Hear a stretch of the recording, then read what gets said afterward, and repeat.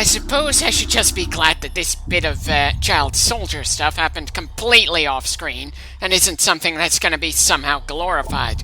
Granted, a good number of anime tends to really highlight how bad being a child soldier is for the poor kid, but it doesn't change the fact that I've seen far too many instances over the years of especially awesome characters coming from that kind of background at the very least. Still, they outright made a statue to a child soldier from the very conflict we're here on this planet to finish. It really just highlights how desperate things are for the Luminoth, as if the fact that the only active fighter for their faction is the woman who didn't even know there was a war going on this planet an hour ago. Ay. It's just strange, narratively speaking. The game is trying to make everything around us seem more epic than what happened in the previous game. It hasn't really grabbed my interest, though, the way they're pulling it off. At this point, I'm just here because Samus is here, and I like working with her considering the sheer number of games we've done in this franchise so far.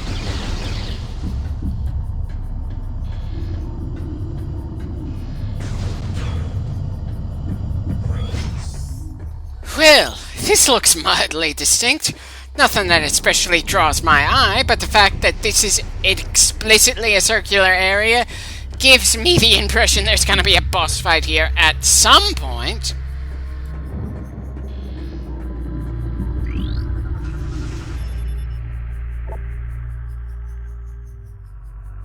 Light energy? Oh god, are we really gonna have dark energy to go along with that in this game, where we're fighting against people from a darker version of the same damn world? I'm sorry, but the Ice Beam, Wave Beam, and Plasma Beam are better on paper, at the very least.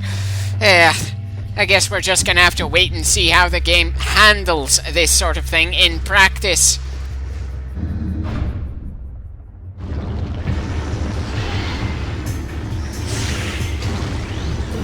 Right, so we have a slightly larger worm to deal with in here. Not exactly worrying, especially not in terms of size, but I'm sure the Ing are going to do something to make this creature an actual boss.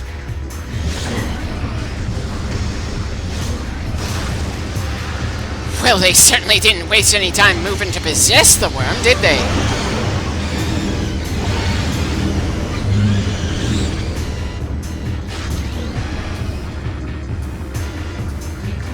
And it's outright called the Bomb Guardian, because when we take it down, this thing is going to give us the ability to use bombs in the Morph Ball mode again. Holy shit, they weren't even trying to give this thing a proper name. When's the last time a Metroid game outright named a monster something that on the nose?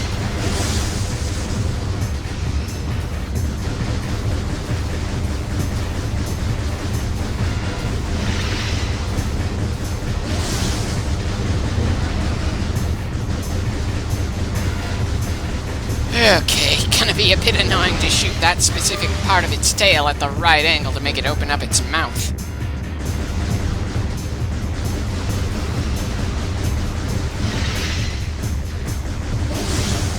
And of course we can't shoot it in the vulnerable mouth until we've burnt the tail a bit more.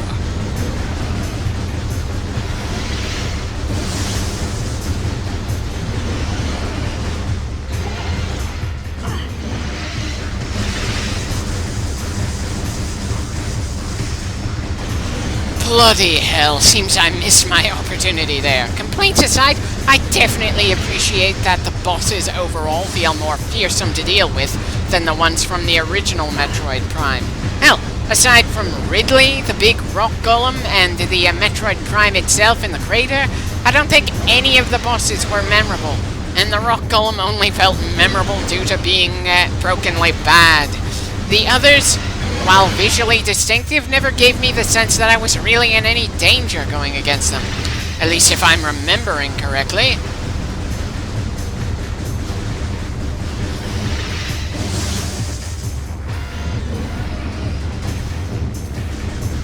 Okay, I've got to say that on paper at least, I like the idea of a boss explicitly having the upgrade we're gonna get. And the way this one is using bombs is certainly interesting to have to deal with.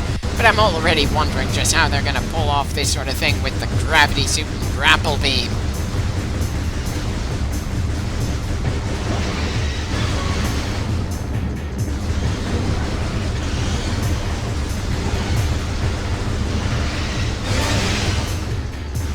of course, after we cause enough damage, we're not allowed to keep striking the bastard on the weak point. Bit of an annoying way to pad out a fight, especially when the thing we're fighting doesn't seem to be changing its tactics and tricks much, if at all, at each phase of the fight.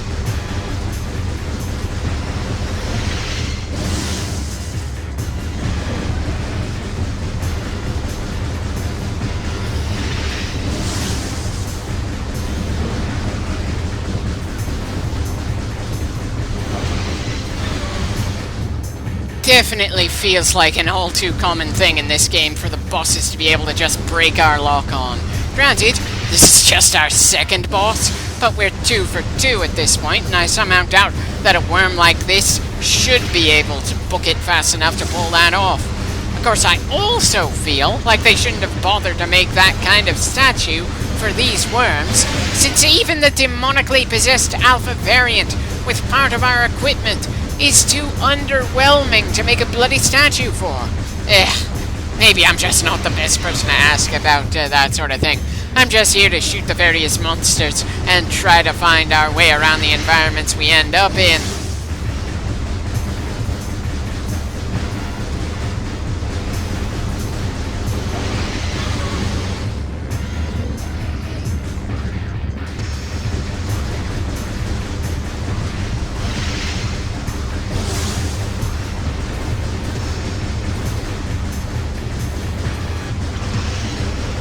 That should do it. Son of a bitch. Well, at least that attack was something new.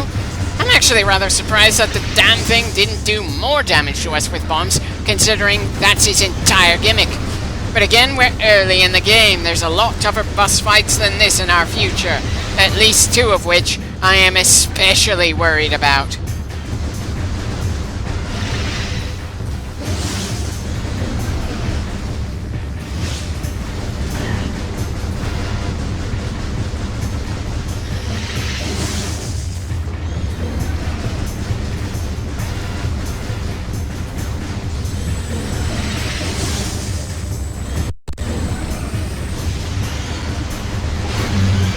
Now we're done.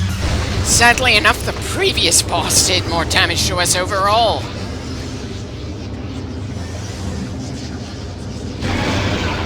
Thank you for the bombs. We most definitely need them in order to make some more progress. Excuse me for healing before grabbing the major upgrade, though.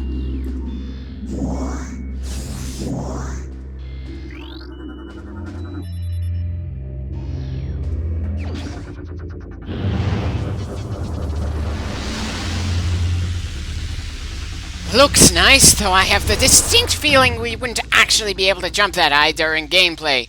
At least not this early in the game. If we could, then there's a cannon or 2 we could have skipped by just to get this far.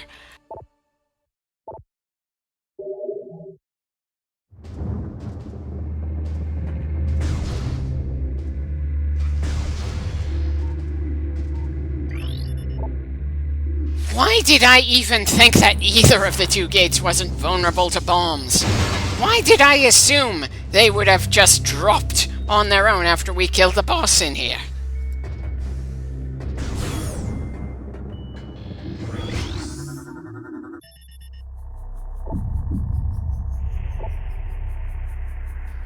I have the distinct feeling we're gonna have to come back to this device to restore power to part of the planet. I'm also pretty sure they should have used a different word from power, though considering we're somehow restoring life and stability to the planet when we pull stuff from the dark version of the planet and put it in the light version, I think maybe mana would have worked better.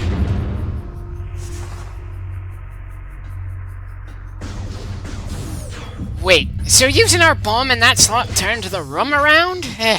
I guess I misinterpreted which device we'll need to do the whole planetary spiritual energy thing.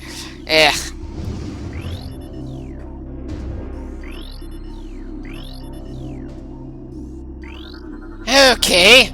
Felt a bit more troublesome than it should have been to scan that. Apparently, it's more than just a whole stay locked onto a boss the whole time thing that's gotten a bit more finicky in this game.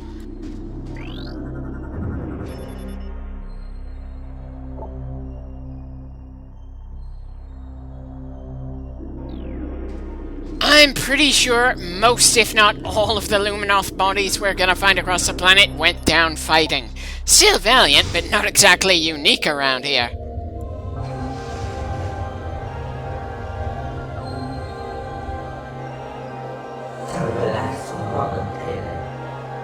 I'm sorry to say I'm probably going to forget your name not too long after we finish this message.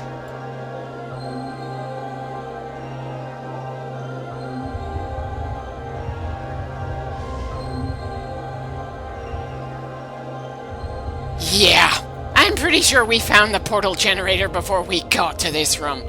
I'm pretty sure our bombs will allow us to solve the puzzle of that room and go through the portal.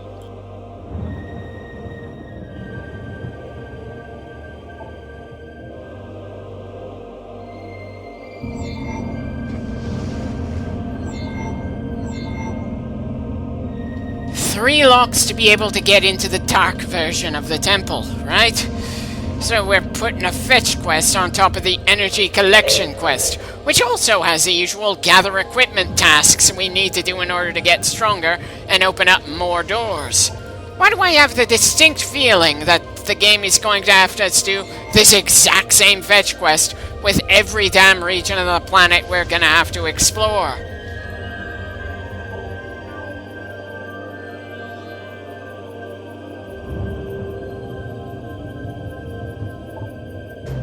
I'm sure we'll appreciate that once we actually enter the Dark World.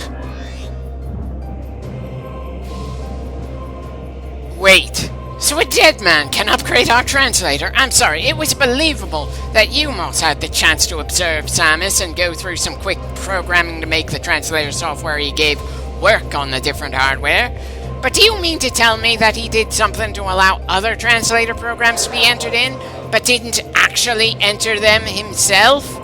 I get why this is happening in terms of gameplay. They wanted us to be able to unlock those doors once we got to this location. Still, is it wrong of me to expect the game to do more to justify this sort of thing? I could give the 2D games a lot more slack for things like this, but the Metroid Prime games have the goddamn lore entries and scans, so I end up feeling like they should do a better job of being able to explain these sorts of things. Possibly unfair, since this is part of the same franchise and they aren't breaking their own rules from the 2D games, but the format of the Metroid Prime games really helps to give me different expectations from the more traditional Metroid titles, and in my experience, it's your expectations for something that determine if you'll enjoy it or not. It doesn't matter if, for example, you made an absolutely amazing action shooter if people were expecting a horror game. It doesn't matter that the gameplay in Mass Effect 3 was the best in the series, and many of the character interactions were extremely good. People were absolutely pissed that the main plot and ending were so underwhelming in a story-focused series. I'm not saying that franchises can't evolve and change, just that some changes need to be more gradual, and others are just objectively bad in a given format when you take into account what drew the audience in the first place. And I was drawn to the Metroid Prime games for slightly different reasons than the 2D Metroid games. Apparently, I decided to go to the portal room instead of dealing with that translator right now. I might be missing out on some potential upgrades, but I kind of feel confident after we dealt with that previous boss with so little damage. Maybe I'm just getting too cocky.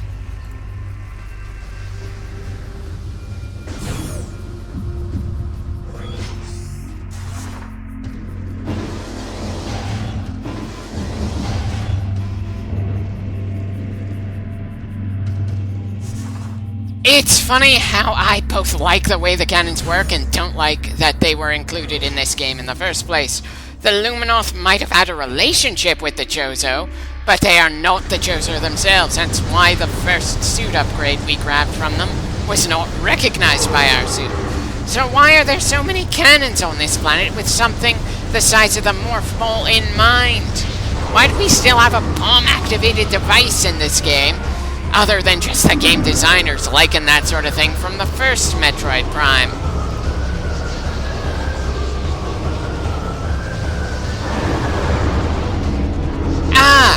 So the pirates that came out of nowhere are being possessed by the black mist out of nowhere. That's a good sign that we're gonna be able to open the portal soon. Guess I should have checked the translator door instead of directly heading this way, but it's not that much of an issue at the moment.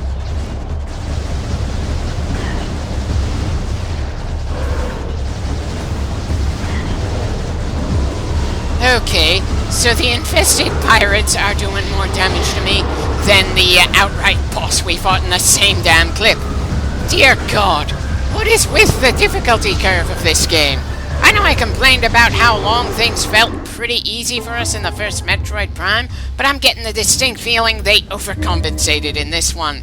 I'm also getting the feeling that they didn't go through nearly as much balancing testing for this one as they did for the other two Metroid Primes, wanting to strike while the iron was still hot. Feels a bit odd, but then I suppose the GameCube was not the same kind of major seller as the original Xbox, and certainly not the PlayStation 2.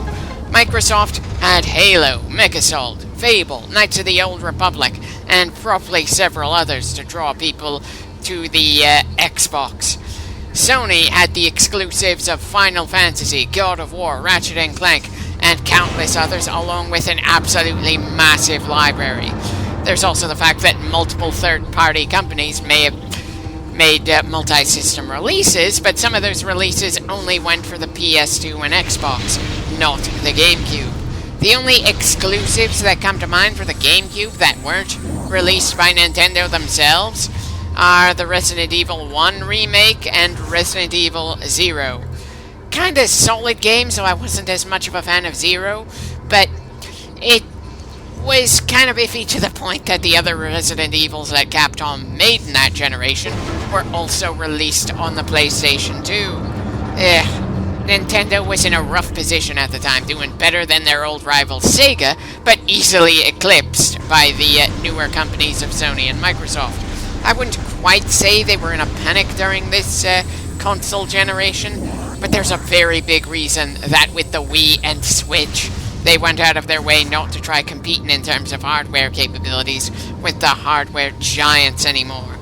And I'm fairly certain that Metroid Prime 2 suffered because they wanted as many games released on the GameCube as possible, just to try to give it some more exclusives into the market to avoid getting the same fate as Dreamcast.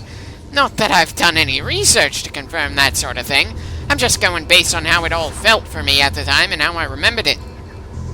I was one of those lonely kids who had all four systems, along with a number of older ones in my home at the time. And while I didn't give too much of a damn about graphics or processing power, I did tend to gravitate more towards the PS2 releases, simply because that controller felt better in my hands than, well, the old Xbox and the GameCube. And it probably didn't help the PS2's chances that even when the console's own library was massive, it also could play all the games that were on the PlayStation 1 as well. I should probably stop talking about the overall console war back then and just focus on finishing up this puzzle.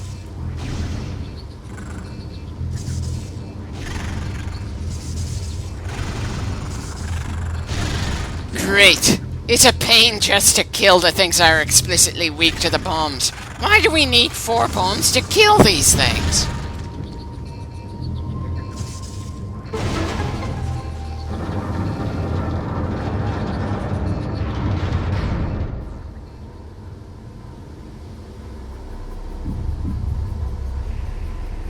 So the clouds just magically disappear to allow for the portal to open now that we've moved all the various rings into place.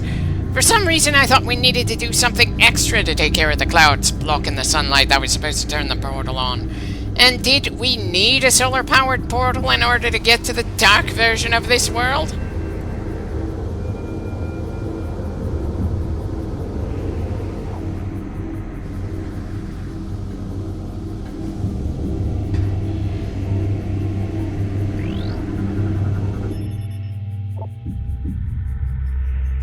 And great. Now I'm wondering if it was just so late at night that I didn't realize we actually got the translator for the orange things back at the temple where we killed that shadow worm.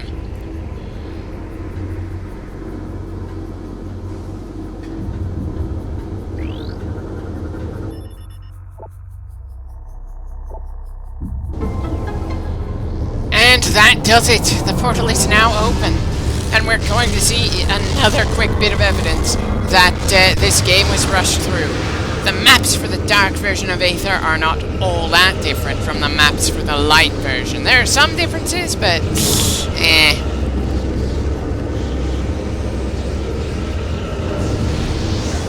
Well, those cloudy portals certainly look intimidating no matter what angle you look at them from.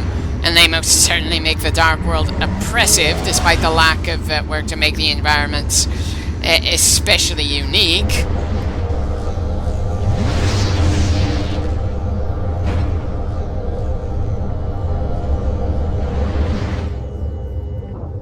I'd ask why it shut behind us, but then it's not like I bothered to use the newly grabbed translator thing at the moment.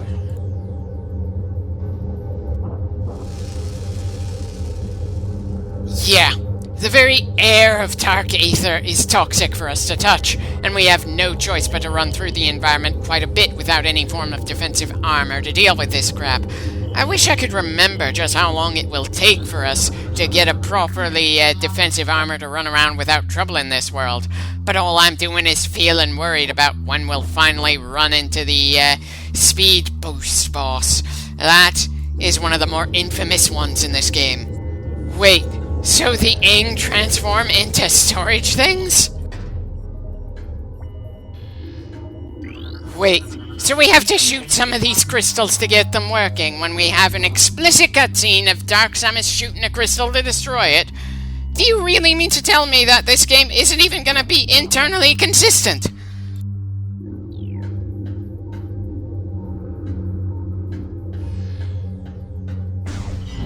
Wait, that's not a crystal, that's just a... Oh, you've gotta be kidding me.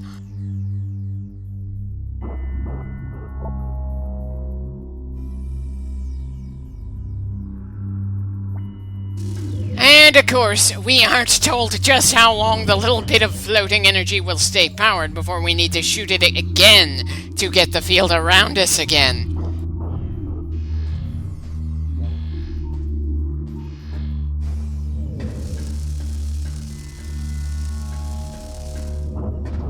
Okay, at least there are some minimal changes to the environment other than just changing the lighting, adding the energy fields that slowly heal us and making the environment outside of those fields damage us. And I suppose I like the idea of doing something in this world affects the other, though that could have been done better.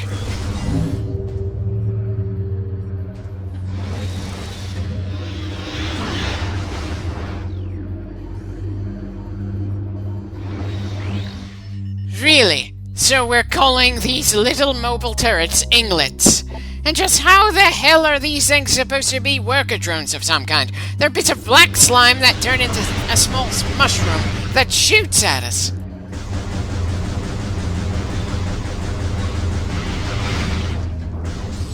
I can't even find it in me to feel scared dealing with them since we just constantly heal inside these energy fields. Our biggest source of danger here is the environment, not the things we fight, which is part of why two of the bosses to come are rather infamous in this rushed game. We have to move through them fast, or the environment will kill us before they do.